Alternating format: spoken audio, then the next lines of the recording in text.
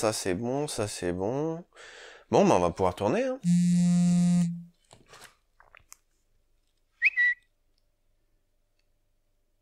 Oui, bon, bah c'est une pétition anti-doublage, hein, si je devais tomber de ma chaise à chaque fois. Ah ouais, elle tourne quand même. 20 000 signatures.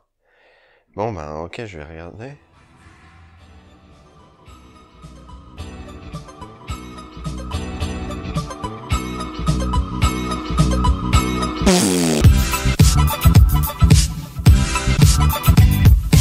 Salut à tous les amis, c'est MrFox et oui, je change de cadre, de décor un peu comme je veux, c'est la magie de YouTube, on fait ce qu'on veut. Alors vous avez été plusieurs à m'envoyer ces derniers temps le lien d'une pétition anti-doublage qui visiblement date de l'année dernière mais qui est en ce moment remis sur le tapis, notamment par des médias britanniques qui ont un peu remis en avant la pétition et du coup il y a pas mal de signataires et notamment de signataires étrangers hein, qui donc se mêlent de ce qui ne les regarde pas visiblement et qui signent donc cette pétition qui vise à interdire le doublage.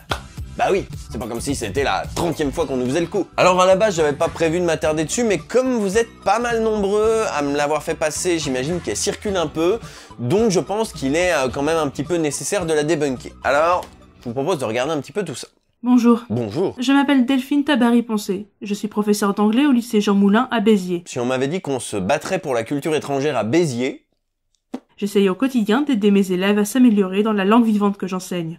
Mais avec 2 ou 3 heures de cours par semaine, ce n'est pas suffisant. Là-dessus, on est d'accord, ce n'est pas suffisant. J'ai lancé une pétition car même si au quotidien nous pratiquons la langue de Molière, il serait enrichissant de s'ouvrir à d'autres cultures et langues étrangères. Tout à fait, il serait enrichissant de s'ouvrir à d'autres cultures et d'autres langues étrangères. C'est pour cela que je propose que tous les films étrangers soient diffusés en version originale sous-titrée en français.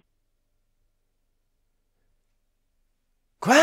Alors avant de lancer les hostilités, mettons-nous bien d'accord Delphine. Je suis convaincu qu'il est nécessaire aujourd'hui, dans notre monde et dans notre culture occidentale actuelle, je pense qu'il est nécessaire que nous ayons accès en effet à la version originale d'un film ou d'une série. D'ailleurs, on va pas se mentir, c'est déjà le cas. Depuis le début des années 2000, on a accès aux DVD et à moins d'éditions vraiment bas de gamme ou d'animés japonais licenciés par les États-Unis et autres foutaises, on a quasiment toujours accès à la version originale sur les DVD. Même chose pour la télévision, avec la TNT, avec la télévision par internet, il y a énormément, la quasi-totalité des programmes qui sont disponibles en version multilingue. Donc il suffit de prendre sa télécommande et de changer et de passer à la version originale. Je suis d'accord qu'il y a encore quelques progrès à faire au niveau des salles de cinéma. C'est vrai que dès qu'on sort un petit peu de Paris, c'est difficile d'accéder à la VOST. Mais il y a énormément d'efforts qui sont faits à ce niveau.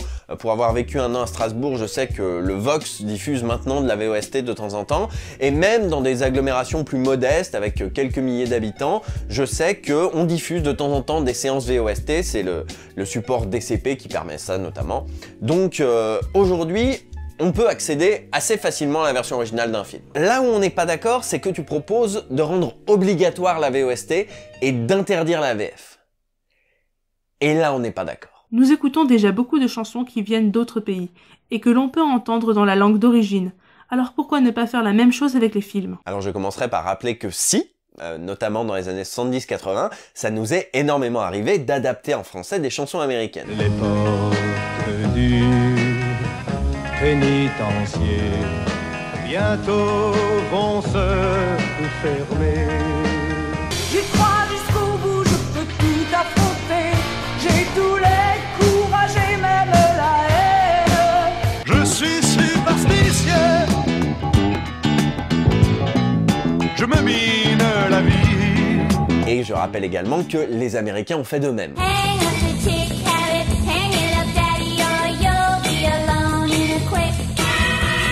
Donc si, cette pratique existe. Cela vous semblerait-il aberrant d'écouter une chanson d'un artiste étranger et de regarder un clip où on le verrait bouger les lèvres avec un doublage et une traduction en français? Si la réponse est oui et que cela vous fait sourire, pourquoi ne pas avoir la même chose pour les films? Alors j'admets que je n'ai pas forcément toutes les clés pour répondre à cette interrogation. Je pense qu'il faudrait poser la question, entre autres, à un musicologue qui pourrait replacer cette question dans l'histoire de la musique. Néanmoins, je pense que ça a vraiment un rapport avec l'aspect narratif d'un film. Un film raconte une histoire et il nous faut des clés pour comprendre les enjeux scénaristiques et narratifs de ce qui se joue dans le film, ce qui n'est pas forcément le cas dans un clip. D'ailleurs, je pense qu'on est très nombreux à aimer des chansons anglaises sans avoir la moindre idée de ce que ça raconte. On se contente de se laisser bercer par la musicalité de la langue anglaise ou japonaise ou allemande si vous écoutez Rammstein.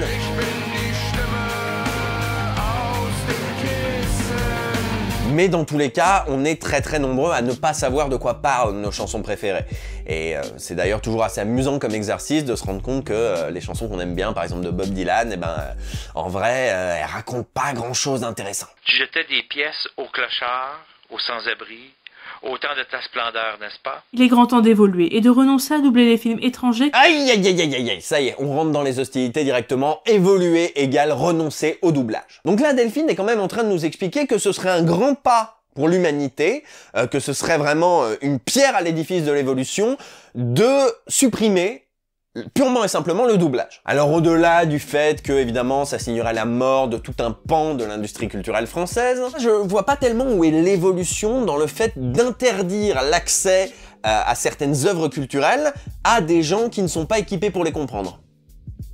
Non, j'ai du mal à voir où est l'évolution là-dedans. Il est grand temps d'évoluer et de renoncer à doubler les films étrangers car cela enlève la possibilité d'apprécier le jeu des acteurs et le son de leur voix. Ça y est, voilà, on rentre de plein pied dans les arguments qu'on nous ressort tout le temps quand on dit qu'on aime la VF. Et le premier, bah, c'est le jeu des acteurs, évidemment. On notera d'ailleurs la formulation de Delphine, hein, enlever la possibilité d'apprécier le jeu des acteurs, virgule, le son de leur voix. Donc, le jeu des acteurs égale le son de leur voix. Je pense que, indirectement et sans le vouloir, Delphine nous montre ici un manque total de considération pour le métier d'acteur. Alors je vais le répéter une énième fois, hein, tout le jeu d'un acteur n'est pas concentré dans sa voix, loin, très loin de là. Il y a la posture, il y a la gestuelle, il y a la manière dont on bouge les bras, comme je le fais, sans grand talent, il faut bien le reconnaître. Et puis il y a aussi le regard. Il y a énormément de choses, énormément d'émotions qui passent par le regard d'un acteur. Et c'est là qu'on voit les très bons acteurs. C'est qu'ils arrivent à tout transmettre sans rien dire.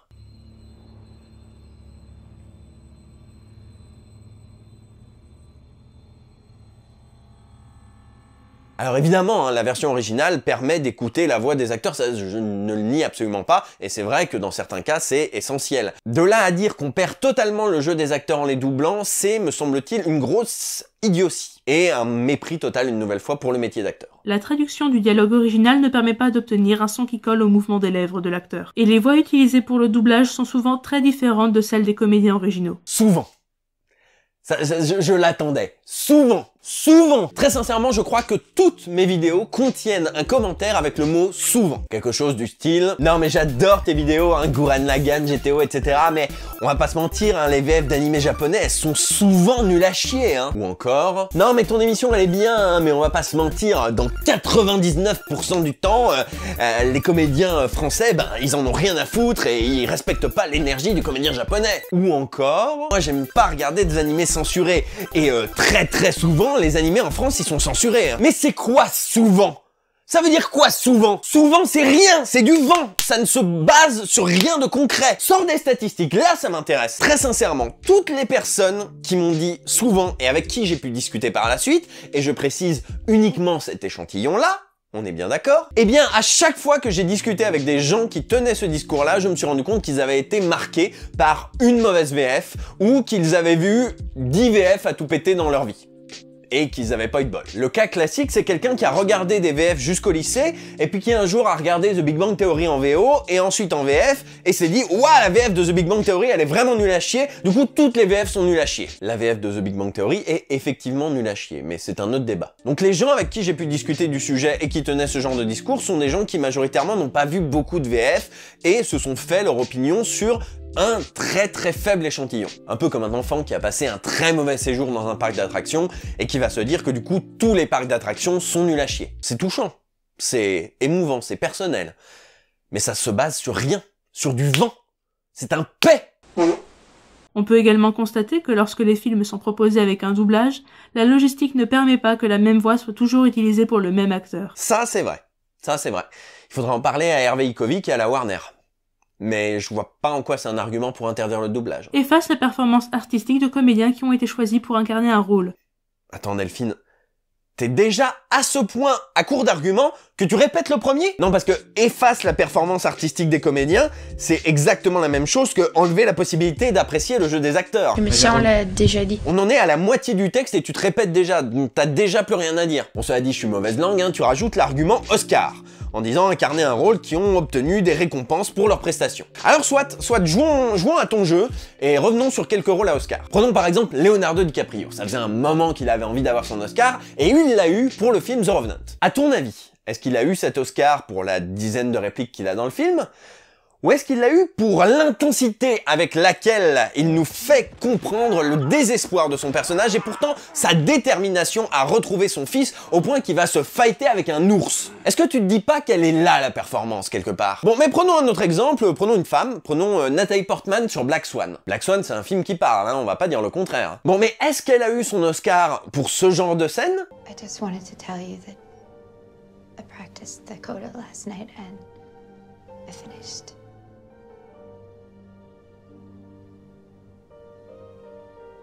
I thought you should know. Ou plutôt pour ce genre de scène.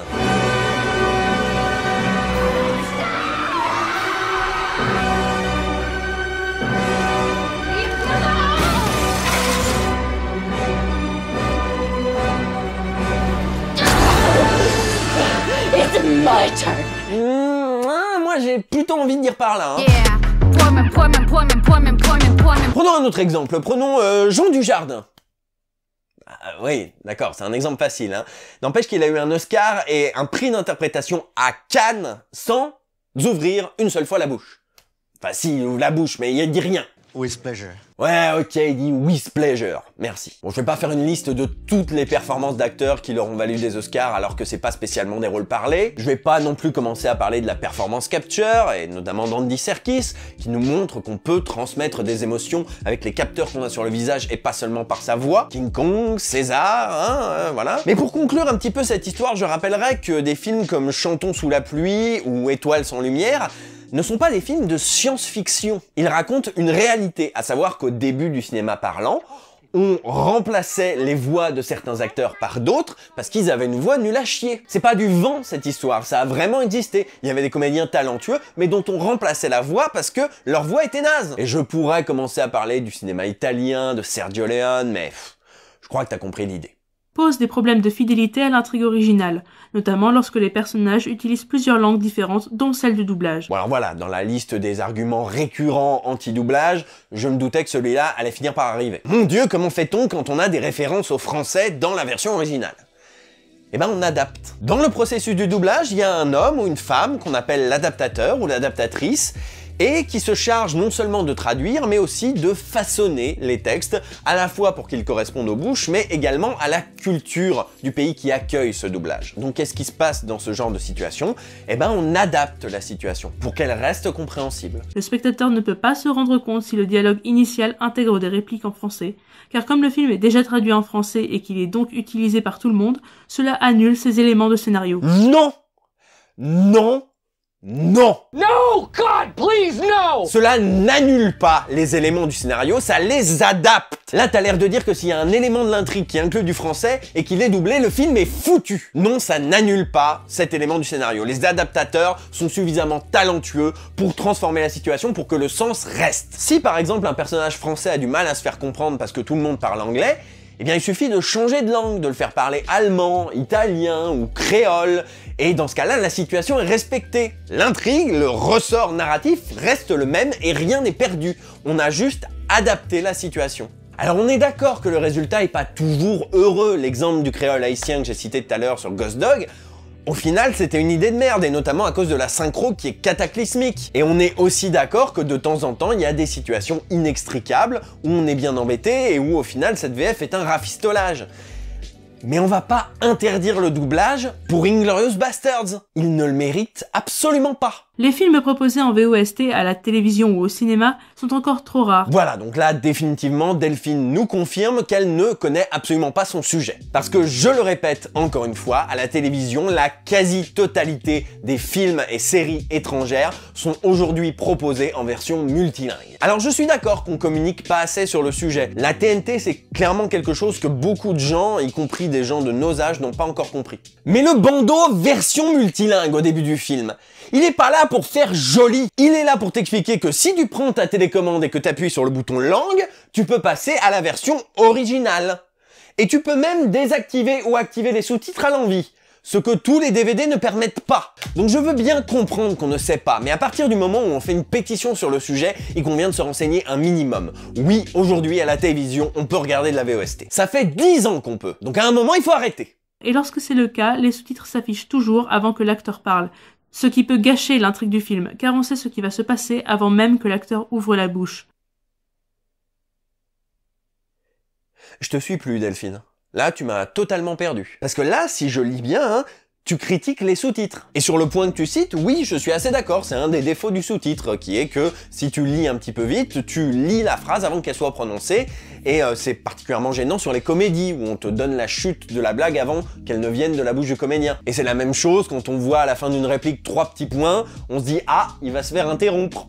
Peut-être qu'il va mourir. RT si tu regardes Game of Thrones en VOST. Mais qu'est-ce que tu attends d'un sous-titre, Delphine? Que les mots apparaissent un par un? Voire même les syllabes qui apparaissent une à une selon comment elles sont prononcées? Mais c'est illisible! Personne ne veut regarder ça! C'est un coup à choper une migraine au bout de 10 minutes! Et les épileptiques vont faire la gueule! De plus, nous pouvons constater que dans les sous-titres, la traduction ne respecte pas la subtilité du dialogue, et c'est un point qu'il faudrait également améliorer. Delphine, est-ce que tu reprocherais pas aux sous-titres d'être des sous-titres? Bien sûr qu'un sous-titre, ça va pas tout retranscrire, c'est un sous-titre! L'objectif d'un sous-titre, c'est d'être concis, d'aller à l'essentiel et de transmettre l'idée générale de la phrase, pour que tout le monde puisse y avoir accès. Évidemment que ça transmet pas tout! Tu voudrais quoi? Que toutes les références et toutes les petites blagues soient traduites mot à mot, littéralement? Tu voudrais qu'il y ait des didascalies avec marqué cynique quand le personnage l'est? Pour bien qu'on comprenne qu'il est cynique? Mais ce serait irregardable ça, Delphine. Et si on combine ça avec ton idée de un mot par sous-titre, personne ne veut ça. Tu es en train de souligner toi-même les inconvénients du sous-titrage. J'ai même pas besoin de t'enfoncer, Delphine, tu le fais toute seule, comme une grande. Maintenant, si tu veux que le public francophone profite des références, des subtilités d'un dialogue, de quelques intonations qui laissent transparaître du cynisme, bah ils peuvent regarder la VF. Il y a beaucoup plus de place pour exprimer ce genre de choses dans un doublage que dans des sous-titres. Le jeune public est mis de côté, car aucun dessin animé, film d'animation n'est proposé en VOST. C'est également la même chose pour des films qui sont jugés comme étant destinés à des enfants. Peut-être parce que tous les enfants ne savent pas lire.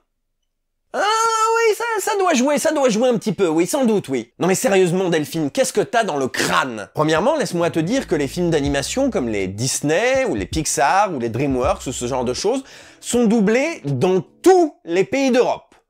Tous, y compris le Portugal et les pays d'Europe du Nord, parce que je sens qu'à un moment ou à un autre, ils vont finir par arriver. Ces fameux pays où la VOST est reine et où ils sont bien meilleurs en anglais que nous. Dans tous les pays d'Europe, les films d'animation sont doublés dans la langue locale, parce que les enfants ne savent pas forcément lire. C'est dingue que je sois obligé de t'expliquer ça. Et puis alors, pour en rajouter une petite couche, je rappelle que, encore une fois, si aujourd'hui, la version originale est accessible. On est d'accord que dans les cinémas, la VO des films d'animation, c'est vraiment la dernière des priorités. Et on est d'accord que les programmes et les chaînes jeunesse ne font pas assez d'efforts pour proposer des versions multilingues. Mais encore une fois, si la version originale est accessible. Tiens, je prends n'importe quel film là, voilà, celui-là, là, hop. Oh bah tiens, il y a la version originale, dis donc. Mais c'est pas possible, ça doit être une coïncidence. Alors prenons-en un autre, voilà, celui-là. Oh bah... il y a la version originale aussi! Non, attends, non, c'est pas possible, attends, voilà, celui-là... Oh, il y a aussi la version originale. Non mais je vais trouver. Or, c'est dès le plus jeune âge que l'exposition à d'autres langues pourrait permettre une meilleure assimilation de celle-ci. Ce qui est bien avec cette phrase, c'est qu'elle marche pour tout. Hein. C'est dès le plus jeune âge que l'exposition aux mathématiques permet une meilleure assimilation de celle-ci. C'est dès le plus jeune âge que l'exposition à la tolérance et l'ouverture d'esprit permet une meilleure assimilation de celle-ci. Donc c'est bien, c'est une phrase passe-partout, mais c'est pas vraiment un argument anti-doublage. On dit que les Français ont des problèmes avec les langues étrangères. Vous aussi, vous le sentez venir, l'argument fallacieux? Oh, il est tout proche, là, je le sens, il est là! Mais c'est parce qu'ils n'ont pas la possibilité de les entendre assez régulièrement. Et boum! Dans ta gueule, le doublage! Les Français font du doublage, les Français sont nuls en anglais, donc le doublage est responsable du mauvais niveau des Français en anglais. Si ça, c'est pas du beau sophisme, je ne sais pas ce que c'est. On pourrait dire, tant qu'à faire, hein, que les Français font du fromage, que les Français sont nuls en anglais, donc la fabrication de fromage est responsable du mauvais niveau en anglais des Français. Qu'est-ce que t'as fumé, meuf? Tu pouvais pas demander conseil à ton collègue prof de philo? Je suis sûr qu'il t'aurait aiguillé sur ce qu'est un sophisme. Regarder des supports audiovisuels étrangers en VOST permet d'améliorer considérablement la compréhension orale tout en divertissant. C'est vrai. Mais ça ne suffit pas. Il faut qu'il y ait des cours en complément. Parce que regarder de la VO tout seul, ça ne suffit pas. Mais fais l'expérience, Delphine. Va demander son avis à un groupe d'otaku. Des gens qui regardent énormément d'animés japonais, beaucoup, et très souvent en VOST. Demande-leur s'ils parlent japonais. Alors ils pourront t'expliquer certaines subtilités de la langue, ils pourront par exemple t'expliquer les différences entre les suffixes chan, san, sama, sensei. Ils pourront te sortir des expressions qu'ils ont beaucoup entendues comme itadakimasu, ohayo, irashaimase, kimochi, yamete, ou encore konobagumi wa goran no sponsa no tekyo de okurishimasu. Mais tu peux leur poser la question, lorsqu'ils font un voyage au Japon, ils parlent majoritairement anglais, parce qu'ils ont eu des cours d'anglais et pas de japonais. Donc écouter de la VO pour perfectionner son apprentissage d'une langue, c'est essentiel, on est d'accord. Mais ça ne fait pas tout. Il faut aussi que tes cours y mettent du leur, Delphine. Il y a de nombreux pays où les films ne sont pas traduits et diffusés dans leur version originale avec des sous-titres, et leur niveau en langue est nettement supérieur au nôtre. À quand notre tour? Voilà, on y est, ça faisait un moment que je l'attendais. Enfin, on en arrive au célèbre autre pays d'Europe. Ces fameux pays d'Europe du Nord où tout le monde regarde de la VOST et tout le monde parle anglais beaucoup mieux que nous. Donc là, j'imagine que tu te bases sur la célèbre étude EF-EPI qui fait le classement des pays qui parlent le mieux anglais et où effectivement on n'est pas très haut. Et donc tu t'en sers comme argument en disant que on fait du doublage, eh ben on n'est pas bon. Ok, c'est cool, mais il y a deux autres trucs qu'on peut aussi déduire de cette étude. Premièrement, on est bas dans le classement, certes, mais surtout on est en dessous de la Belgique, qui consomme exactement les mêmes doublages que nous, mais surtout de l'Allemagne. L'Allemagne qui est un des pays d'Europe qui double le plus. Et pour ne rien arranger, l'Allemagne n'a aucune frontière commune avec un pays anglophone, contrairement à nous. Donc on n'a aucune excuse, on est juste à côté de l'Angleterre et on parle moins bien anglais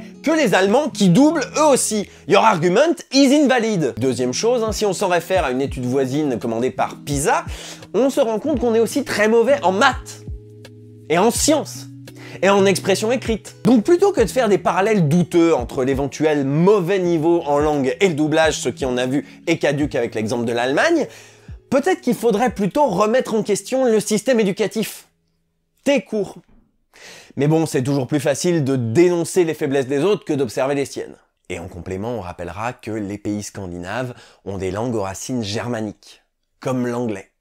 Alors que la France, l'Italie, l'Espagne et d'autres pays nuls ont des langues aux racines latines, ce qui n'aide pas. Enfin bon, là je suis pas calé en la matière, je vous redirige vers des chaînes comme celle de Linguisticae. Pour faire bouger les choses, je vous invite à signer et partager cette pétition, pour qu'un jour la VOST ne soit plus une option, mais une opportunité pour tous.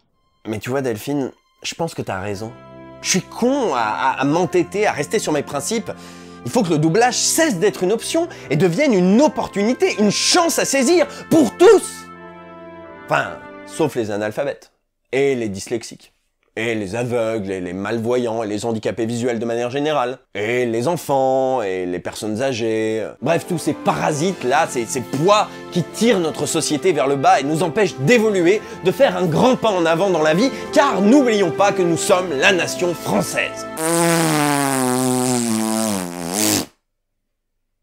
Bon, Delphine, je vais être très honnête avec toi. Je ne pense pas que tu sois quelqu'un de malveillant. Je pense que tu es une prof sincère, dévouée et inquiète pour le niveau en anglais de ses élèves. Et du coup, tu proposes d'interdire le doublage. Tu es sans doute quelqu'un de bien, mais il me semble évident que tu t'en prends pas aux bonnes personnes. Oui, les pays scandinaves sont meilleurs que nous en anglais et je suis convaincu que leur exposition répétée au film en version originale y est pour quelque chose. Ça, c'est une évidence. Mais on l'a vu tout à l'heure, ils sont aussi meilleurs que nous en maths, en sciences, en expression écrite. Pourquoi? Parce que leur système éducatif est différent du nôtre. On a beaucoup de choses à apprendre d'eux et de leur manière d'appréhender l'éducation. D'ailleurs, tu le dis toi-même en début de pétition, 2 à 3 heures d'anglais, c'est pas assez. Et je suis d'accord. D'autant que j'imagine que c'est des créneaux d'1 heure. 1 heure le lundi matin, 1 heure le mercredi soir et 1 heure le vendredi après-midi. Bien sûr que c'est pas une bonne méthode pour apprendre l'anglais. Selon moi, ça vaut ce que ça vaut et je ne me base sur rien d'autre que mon expérience personnelle, mais selon moi, on apprend beaucoup plus en anglais en baignant dedans. Et c'est pas une petite séance d'1 heure en apnée anglophone au milieu de cours de maths ou de physique ou de philo qui vont faire pénétrer cette racine-là. Surtout que si les cours de lycée sont les mêmes que ceux que j'avais quand j'y étais moi-même, c'est majoritairement de la compréhension écrite et de l'écoute. Mais on parle très peu anglais, à l'inverse des pays scandinaves qui ont axé énormément de leur éducation là-dessus. La communication, s'exprimer en anglais, etc. Mais s'en prendre au doublage, c'est faire fausse route. Pendant 20 ans, je n'ai quasiment regardé que de la version française. Et encore aujourd'hui, je continue de mater énormément de VF. Ça m'empêche pas d'avoir mon CLES, mon TOEIC, de pouvoir tenir des conversations longues avec des Anglais, de faire des vidéos en anglais. S'en prendre au doublage, c'est un faux débat. Et encore une fois, les Allemands doublent et les Allemands sont meilleurs que nous. Donc vraiment, cette liaison de cause à effet est erronée. Je ne dis pas que c'est personnellement ta faute à toi et à tes cours. Je pense que c'est quelque chose de plus global qu'il faut régler au niveau de l'éducation nationale. Mais clairement, s'en prendre au doublage, c'est faire fausse route. Je pense que tu es quelqu'un de bien, mais au-delà du fait d'être déjà auto-centré sur l'anglais, parce que beaucoup de choses dans ton argumentaire ne fonctionnent pas avec d'autres langues étrangères, je pense que tu préfères tout mettre sur le dos du doublage que de te remettre toi-même en question. Et tu apposes ta grille de lecture sur la situation. Une grille de lecture qui, on l'a vu, est erronée. Sans parler du fait qu'en interdisant le doublage, tu priverais d'un accès à la culture des gens qui en ont foncièrement besoin. Et je ne parle même pas des gens qui apprennent le français avec les films en VF, parce que là, sinon on n'a pas fini. Renseigne-toi sur comment fonctionnent les autres pays, diffuse des films en VOST à ta classe, et laisse les gens qui aiment le doublage le regarder tranquillement. Voilà, merci d'avoir regardé cette vidéo. Si vous vous posiez des questions avec cette pétition, j'espère y avoir répondu. J'en profite pour vous inviter à suivre la chaîne de JMDo, qui est un vidéaste vegan qui débunk lui aussi des vidéos et des arguments anti-vegan. Je vais pas vous mentir, c'est à force de regarder son travail que j'ai eu envie de faire cette vidéo. C'est quelqu'un qui arrive à défendre la cause qui lui tient à cœur avec humour et justesse. Et je me suis dit que c'était l'occasion rêvée pour essayer de reprendre un petit peu ce format. Donc c'est totalement inspiré de lui, je l'assume, et si vous avez aimé un petit peu ce type de vidéo, allez jeter un coup d'œil à sa chaîne. Si vous êtes tombé sur cette vidéo par hasard, n'hésitez pas à vous abonner à ma propre chaîne, je fais pas mal de vidéos sur le doublage, donc si ça vous intéresse, n'hésitez pas à vous renseigner, et puis si vous avez envie de soutenir sur Tipeee, c'est toujours possible. Je vous donne rendez-vous très prochainement pour une nouvelle vidéo. Salut! Ici fusée à tour de contrôle, les étoiles jouent le rôle de perles d'oubli au cœur d'un roi qui se languit. Et je ris très fort, j'ai très peur, je revis, mais seul.